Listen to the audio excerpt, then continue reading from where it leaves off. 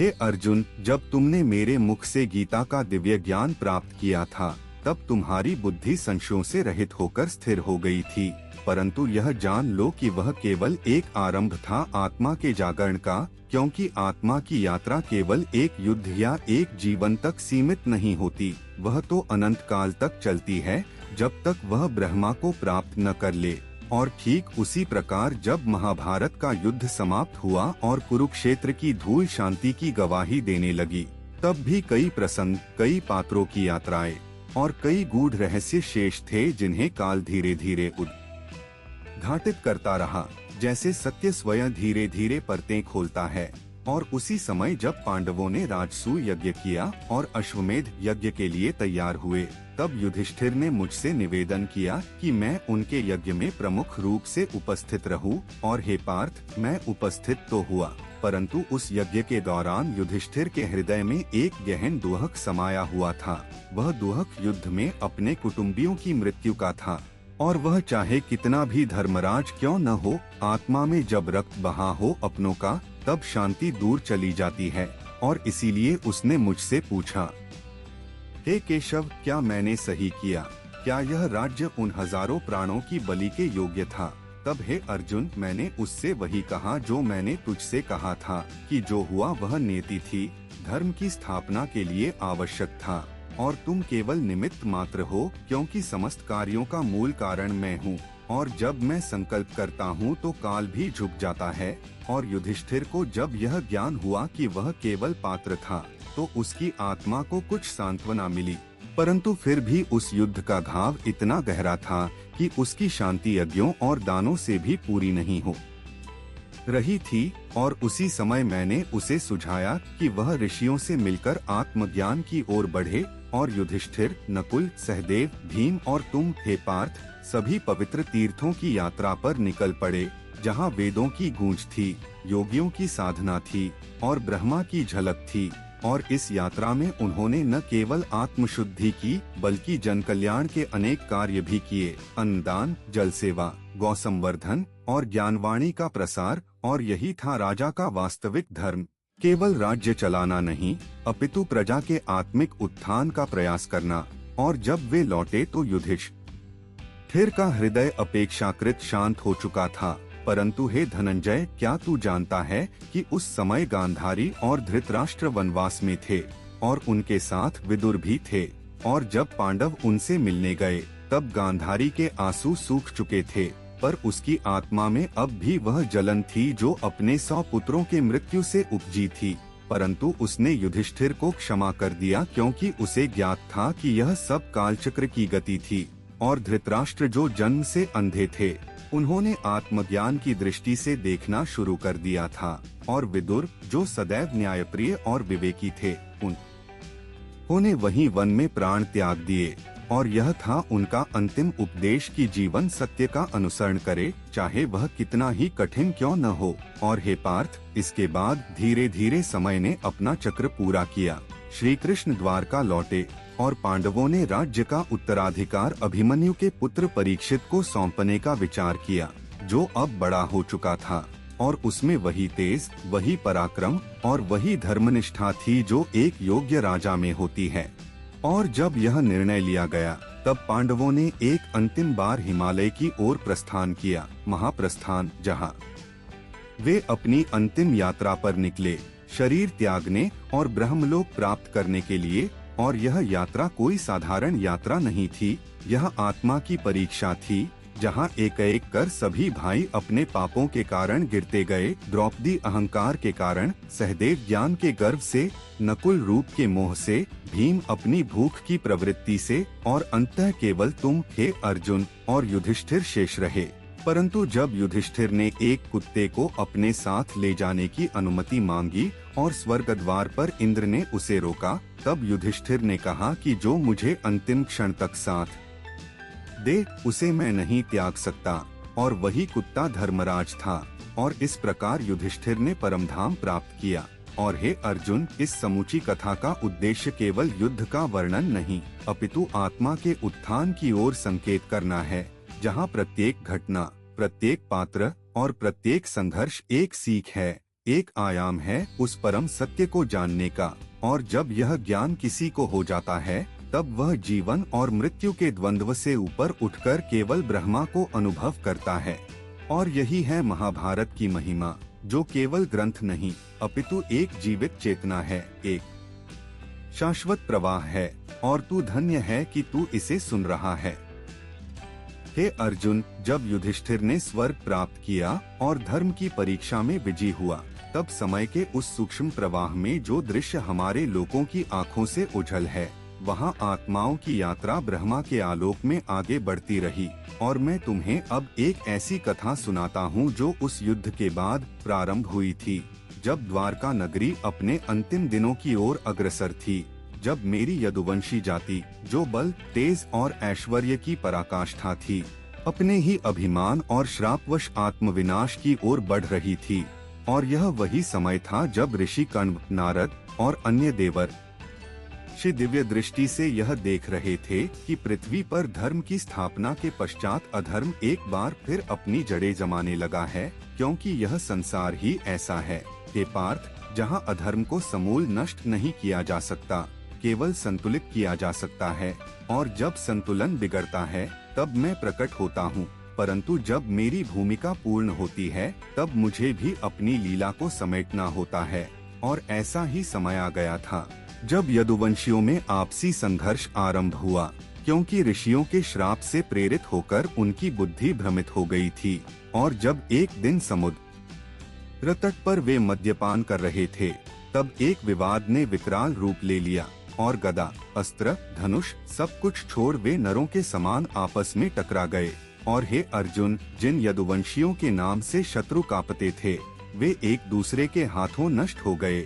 और जब यह सब हो रहा था, तब बलराम जी, जो शेषनाग के अवतार थे, उन्होंने ध्यानमग्न होकर पृथ्वी से विदा ली। और अंततः मैं भी द्वारका छोड़कर एक वन में विश्राम हेतु गया, जहां एक शिकारी ने मुझे पैर में तीर मार दिया, यह जानते हुए भी कि यह समय आ गया था, क्योंकि अवतार का भी अंत निश्चित होता है। और जब मैं पृथ्वी से विलीन हुआ, तब द्वारका नगरी समुद्र में समा गई, जैसे कि वह स्वप्न मात्र थी। और हे पार्थ, तू जब यह समाचार सुनकर द्वारका पहुंचा, तब वहां केवल जल और शून्यता थी। और तूने यदुवंश की स्त्रियों को बचाकर हस्तिनापुर लाने का निश्चय किया, परंतु मार्ग में अभय और सुरक्षा का वादा भी विफल हो गया, क्योंकि जब तूने धनुष उठाना चाहा, तब वह हाथों से गिर गया। और तूने अनुभव किया कि वह दिव्य तेज अब तुझ में नहीं रहा, क्योंकि वह केवल मेरी कृपा से था। और हे अर्जुन, यह एक गहरा सत्य है कि मनुष्य जब अपने बल पर अभिमान करता है, तब वह भूल जाता है कि उसका तेज, उसका सामर्थ्य, उसके कर्मों और ईश्वर की कृपा का फल है।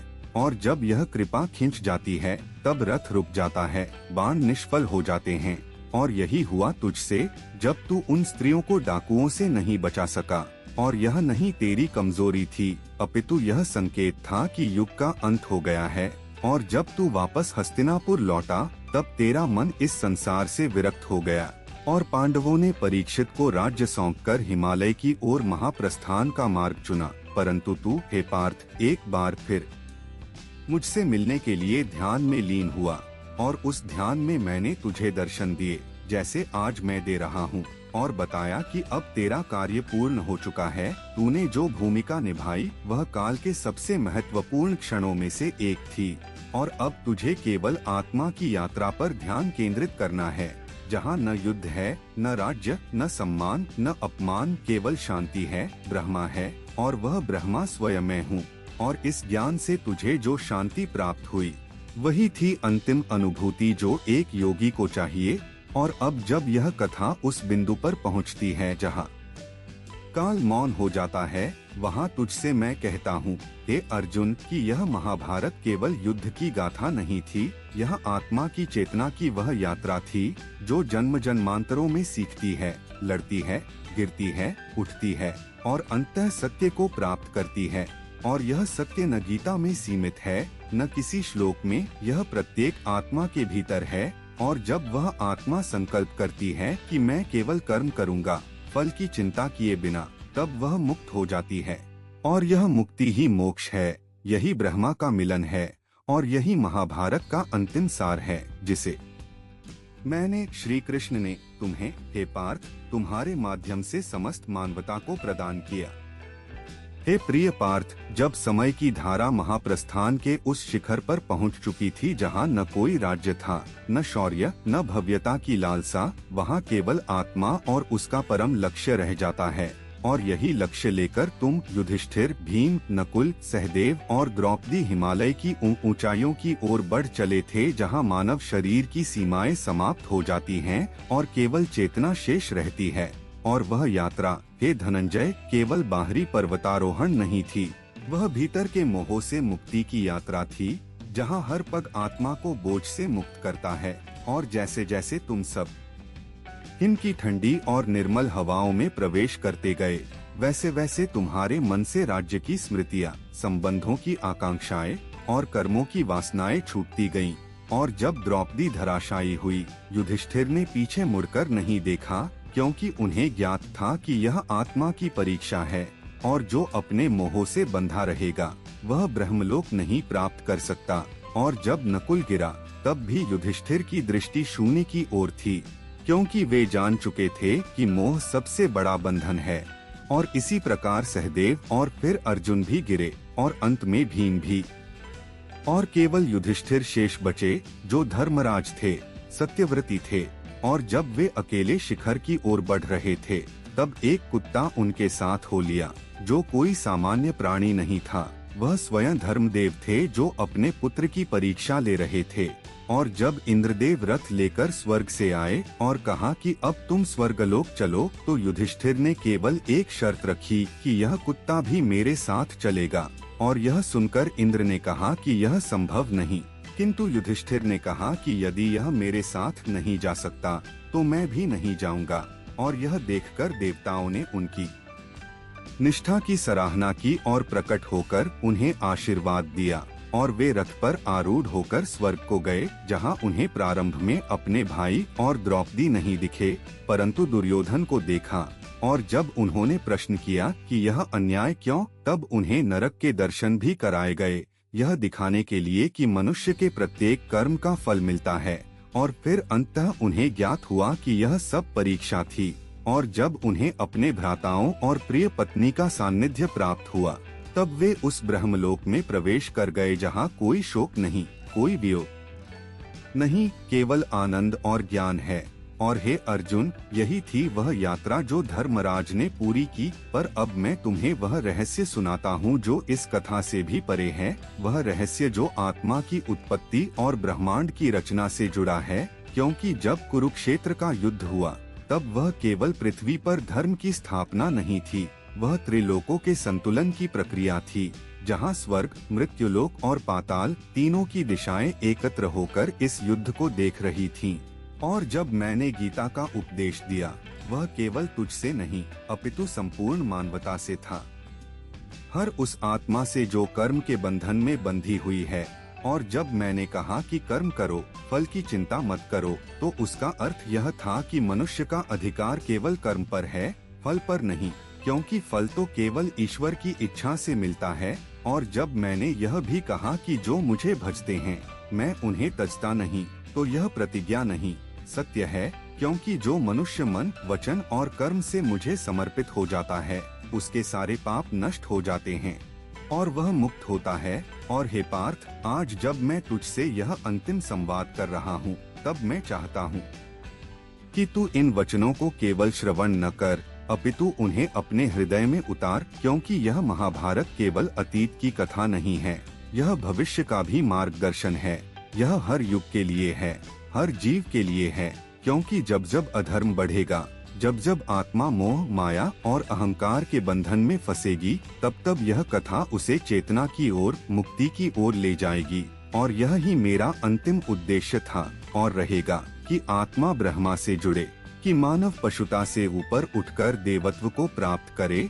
और जब वह क्षण आएगा, जब अंतिम जीव भी इस यात्रा को पूर्ण करेगा, तभी यह सृष्टि अपने चक्र को विराम देगी और सब कुछ एक बार फिर उस परम ब्रह्मा में विलीन हो जाएगा, जिससे सब उत्पन्न हुआ है। वही मैं हूँ, वही तू है और वही यह संपूर्ण महाभारत है। हे पार्थ, हे पार्थ, जब धरती के सभी कार्य पूर्ण हो गए, जब धर्म की स्थापना हो चुकी और अधर्म का नाश कर दिया गया, तब समय की चुप्पी में एक नया अध्याय प्रारंभ होने को था। वह अध्याय जो युद्ध की विभीषिका से परे था, जहां अब आत्मा का अंतिम लक्ष्य मोक्ष सामने था। और जब मैं श्री कृष्ण अपने अवतार की समाप्ति के समीप था, तब द्वारका की भूमि पर भी काल धीरे धीरे अपने कदम जमा चुका था, क्योंकि पृथ्वी पर जब जब विष्णु स्वयं अवतरित होते हैं, तब तब उनकी लीला केवल एक युद्ध या शासन की नहीं होती, वह समूचे युग चक्र को पुनर्स्थापित करने की लीला होती है। और इसलिए जब यदुवंश, जो मेरे ही अंश से उत्पन्न हुआ था, धीरे धीरे अहंकार, मद और बल में डूबने लगा, तब समय आ गया कि उन्हें भी लौटा लिया जाए, क्योंकि पृथ्वी पर दिव्यता का स्थान केवल तब तक होता है जब तक वह संयम में रहे। और हे अर्जुन, जब मैंने स्वयं देखा कि यदुवंश के वीर पुरुष अब मदिरा, गर्व और युद्ध में डूब चुके हैं, जब उन्होंने अपने ही कुल में तलवारें खींच लीं, तब मैंने उन्हें रोका नहीं, क्योंकि समय अपना निर्णय स्वयं करता है। और तभी प्रभास क्षेत्र में समुद्र के किनारे, जहां मेरे कुल के वीर एकत्र हुए थे, वहां उन्होंने मदिरा के प्रभाव में आकर एक दूसरे पर बाण चलाए। और जब लोहे की घास भूमि से उग आई, जो ऋषियों के श्राप से उत्पन्न हुई थी, तब उन घासों से बनी छड़ों से एक दूसरे का वध होने लगा। और मैं निःशब्द देखता रहा, क्योंकि यह अंत आवश्यक था, यदुवंश का अंत, जो अब अपने धर्म से भटक चुका था। और जब एक एक कर सब वीर गिर पड़े, तब मैंने अपने पुत्रों, भ्राताओं और मित्रों को खोते हुए भी किसी से कोई राग नहीं किया, क्योंकि मैं जानता था कि यह नश्वर शरीर केवल लीला है, आत्मा तो कभी नहीं मरती। और हे धनंजय, जब मैंने देखा कि अब मेरा कार्य पूर्ण हो चुका है, तब मैंने समुद्र किनारे एक पीपल वृक्ष के नीचे ध्यानस्थ होकर विश्राम किया। और तभी एक शिकारी, जिसने मुझे मृग समझा, ने अपने बाण से मेरे चरण को भेद दिया, और वही बना मेरे अवतार के अंत का कारण। पर यह भी नियति का भाग था। और जब वह शिकारी मेरे पास आया और भयभीत हुआ, तब मैंने मुस्कुराकर उसे आशीर्वाद दिया, क्योंकि वह भी तो केवल एक माध्यम था। और जब मेरा शरीर इस लोक से विलीन हुआ, तब देवताओं ने आकाश में पुष्प वर्षा की, क्योंकि अब विष्णु अपने धाम को लौट रहे थे। और वहीं दूसरी ओर, हे अर्जुन, तुम्हें द्वारका पहुंचने का आदेश मिला, जहां तुमने मेरे नगर को समुद्र में डूबता हुआ देखा, मेरे शेष बचे लोगों को बचाया और द्वारका के सुनहरे महलों को लहरों में समाते देखा। यह दृश्य केवल विनाश का नहीं था, यह उस दिव्यता की पूर्णता का संकेत था जो समय के साथ लौट रही थी अपने मूल स्थान को। और जब तुम यदुवंश के स्त्री बालकों को लेकर हस्तिनापुर लौटे, तब तुम्हारी रक्षा करने की शक्ति भी धीरे धीरे समाप्त हो गई, क्योंकि तुम अब मोह से भरे थे। तुम अब उस श्री कृष्ण को खोज रहे थे, जो सदा तुम्हारे रथ के अग्रभाग में खड़ा रहता था। परंतु अब तुम्हें यह जानना था कि मैं केवल शरीर नहीं था, मैं तो आत्मा का मार्गदर्शन करने वाला चैतन्य था। और हे अर्जुन, जब समय आया कि पांडवों ने भी अपना कार्य पूर्ण कर लिया, तब तुम सब ने पार्थिव राज्य का भार परित्याग किया और अपने पौत्र परीक्षित को राज्य सौंपकर हिमालय की ओर बढ़ चले, जहां धर्मराज युधिष्ठिर के नेतृत्व में तुमने एक बार पुनः उस सत्य की ओर यात्रा आरंभ की, जहां न कोई सिंहासन था, न कोई युद्ध, न कोई धनुष, केवल आत्मा की शुद्धि थी। और जब एक एक कर तुम सबने अपने शरीर त्याग दिए, केवल युधिष्ठिर अंत तक शेष रहे, तब यह सिद्ध हुआ कि धर्म ही अंतिम सत्य है। और जब युधिष्ठिर ने स्वर्ग के द्वार पर धर्मदेव और इंद्रदेव के साथ प्रवेश किया, तब वे केवल युधिष्ठिर नहीं थे, वे संपूर्ण मानवता के प्रतीक बन चुके थे। और जब तुम भी, हे अर्जुन, अपने कर्मों से मुक्त हुए, तब तुमने आत्मा के उस स्वरूप को जाना जो मैं सदा तुमसे कहता आया था कि तू आत्मा है, अजर है, अमर है। और अब जबकि महाभारत की यह महान कथा अंत की ओर बढ़ रही है, यह मत समझना कि यह केवल इतिहास है, यह आत्मा का पथ है, प्रत्येक जीव के भीतर चल रही महायुद्ध की कथा है। मोह बनाम विवेक, वासना बनाम धर्म, असत्य बनाम सत्य। और जब तक यह युद्ध भीतर चलता रहेगा, तब तक महाभारत हर युग में पुनः जन्म लेती रहेगी, क्योंकि यह केवल कुरुक्षेत्र की भूमि का युद्ध नहीं था, यह प्रत्येक मनुष्य के हृदय का युद्ध था। और हे पार्थ, जो इस कथा को श्रद्धा से सुने, उसमें श्रद्धा से चिंतन करे, उसे न केवल पापों से मुक्ति मिलती है, बल्कि वह धीरे धीरे उस ब्रह्म ज्ञान की ओर बढ़ता है, जहाँ मैं हूँ सर्वशक्तिमान, सर्वव्यापक, सर्वज्ञ। और वही अंतिम ध्येय है प्रत्येक जीव का, कि वह मुझ में लीन हो जाए, जहाँ से वह कभी पृथक नहीं था और कभी रहेगा भी नहीं। हे पार्थ, जब युग का अंत समीप हो और धर्म अपने चरम को प्राप्त कर चुका हो, तब जीवन की गति धीरे धीरे अवसान की ओर अग्रसर होती है। और उसी गति में जब पांडवों ने सब भौतिक बंधनों को त्याग दिया था, तब हिमालय की उस ठंडी और शांत वादियों में उनके कदम उन्हीं पगडंडियों पर बढ़ने लगे जहाँ न शस्त्र थे, न रथ, न सेना, न शंखध्वनि, केवल आत्मा का मौन उद्घोष था। और जब युधिष्ठिर सबसे आगे बढ़ते रहे, उनके पीछे भीम, अर्जुन, नकुल और सहदेव थे, द्रौपदी थी, और उनके साथ था केवल तप, संयम और आत्मत्याग। तब उस यात्रा में एक एक कर सब गिरने लगे, पहले द्रौपदी, फिर सहदेव, नकुल, अर्जुन और अंत में भीम। और जब धर्मराज ने पीछे मुड़कर नहीं देखा, तब वह केवल एक व्यक्ति नहीं थे, वह स्वयं धर्म का साक्षात रूप बन चुके थे। और तब जब उन्होंने हिम की शिखाओं पर केवल एक कुत्ते को अपने साथ चलते देखा, तब उन्होंने उसे भी त्याग नहीं किया, क्योंकि वह निष्ठा का प्रतीक था। और जब देवराज इंद्र स्वयं दिव्य रथ में आकर युधिष्ठिर से कहने लगे कि हे धर्मपुत्र, अब समय आ गया है कि तुम अपने पुण्य से अर्जित हुए स्वर्गलोक को प्राप्त करो, तब युधिष्ठिर ने कहा, यदि यह कुत्ता मेरे साथ नहीं जा सकता, तो मैं भी नहीं जाऊंगा। और यही क्षण था जब धर्म स्वयं उनके भीतर प्रकट हुआ। और वह कुत्ता कोई साधारण प्राणी नहीं था, वह स्वयं धर्मदेव थे, जिन्होंने अपने पुत्र की परीक्षा ली थी। और हे अर्जुन, यह परीक्षा सबसे कठिन होती है, जब तुम्हें सर्वोच्च सुख की प्राप्ति हो रही हो और फिर भी तुम त्याग करने को तैयार रहो। वही क्षण मनुष्य को ऋषि, महापुरुष और अंतः देवतुल्य बनाता है। और जब युधिष्ठिर देह सहित स्वर्ग में पहुँचे, तब यह पृथ्वी पर एकमात्र उदाहरण था जब कोई पुण्यात्मा शरीर सहित स्वर्ग को प्राप्त हुआ। और वहां जाकर जब उन्होंने देखा कि उनके भ्राता और द्रौपदी वहां नहीं थे, पर दुर्योधन स्वर्ग में विराजमान था, तब उन्होंने प्रश्न किया, धर्म के साथ चलने वालों को यदि स्वर्ग नहीं मिला और अधर्मियों को मिला है, तो यह कैसा न्याय है। और तब उन्हें नरक का भी दर्शन कराया गया, जहां उनके भ्राता क्लेश में थे। और तभी उनकी आत्मा में हलचल हुई, किंतु वे वहां से हटे नहीं, क्योंकि उन्होंने कहा, जहां मेरे भ्राता हैं, वहीं मैं रहूंगा। और उसी क्षण सब दृश्य विलीन हो गए और देवगण प्रकट हुए। उन्होंने कहा, हे धर्मपुत्र, यह तुम्हारी अंतिम परीक्षा थी। और तब युधिष्ठिर ने देखा कि उनके सब भाई और द्रौपदी स्वर्ग में उनके स्वागत को उपस्थित हैं। और अब हे पार्थ, यह मत समझना कि महाभारत केवल युद्ध की कथा थी, यह आत्मा की उस महान यात्रा की कथा है जो अंधकार से प्रकाश की ओर, मोह से मोक्ष की ओर, माया से ब्रह्मा की ओर जाती है। और जब जब कोई इस कथा को श्रवण करता है, उसका हृदय निर्मल होता है, उसका चित्त शांत होता है, और वह धीरे धीरे उस सत्य के समीप पहुंचता है, जहां मैं हूं, श्री कृष्ण, जो न कभी आता हूँ न कभी जाता हूँ, बस लीला करता हूँ। और जब लीला पूर्ण हो जाती है, तो संसार को मेरा स्मरण शेष रहता है। और हे अर्जुन, यह स्मरण ही संजीवनी है, यही स्मृति ही अमृत है। यही महाभारत का सार है कि धर्म कठिन है, परंतु अंततः विजय उसी की होती है। अधर्म क्षणिक रूप से शक्तिशाली प्रतीत हो सकता है, पर वह समय के प्रवाह में विलीन हो जाता है।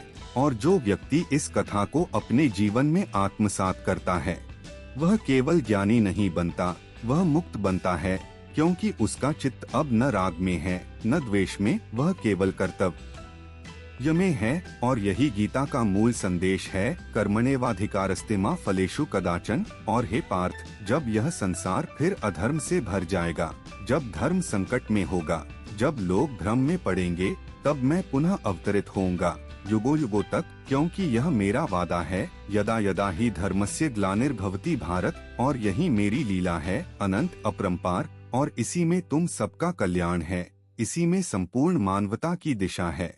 और जब तुम इस कथा को अपने जीवन का अंग बनाओगे तो तुम जानोगे कि पांडव तुम हो, कुरुक्षेत्र तुम्हारा मन है, युद्ध तुम्हारे विचारों का है और मैं श्री कृष्ण सदा तुम्हारे साथ हूँ, तुम्हारे भीतर हूँ, तुम्हारे रथ के सारथी के रूप में। बस तुम मुझे स्मरण करते रहो, श्रद्धा रखते रहो और तब तुम भी उस दिव्यता को प्राप्त कर सकोगे जहाँ कोई मोह नहीं, कोई भय नहीं, केवल शांति है। वही मोक्ष, वही ब्रह्म।